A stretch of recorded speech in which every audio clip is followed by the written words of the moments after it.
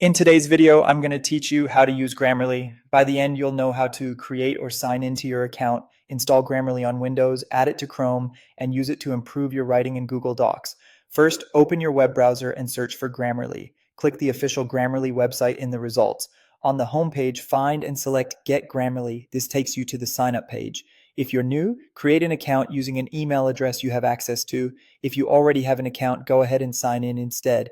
Enter your email, click continue, and follow the prompts. You can also choose continue with Google to authenticate with your Google account. Use whichever method you prefer to get to your Grammarly home screen.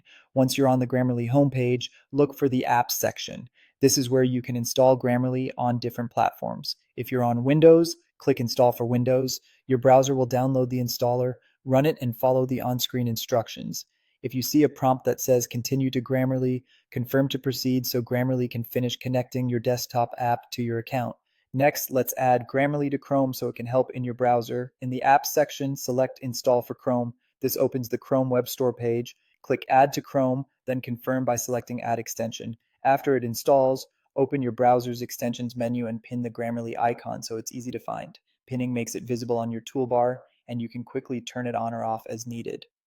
Now let's see Grammarly in action. Open a Google Doc in your browser. You should see the Grammarly icon appear, usually in the lower corner or near the toolbar. Click the icon to activate it in the document. Grammarly will scan your text and start showing suggestions for spelling, grammar, and clarity. When a suggestion appears in the sidebar or in line, click it to review and apply the fix. You stay in control, accept the changes you agree with, and ignore those that don't fit your voice.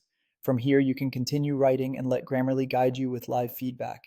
It's a simple workflow. Write, click the icon to review, and apply suggestions. With the desktop app and the Chrome extension working together, you'll get consistent help across apps and in your browser so you can start improving your writing right away.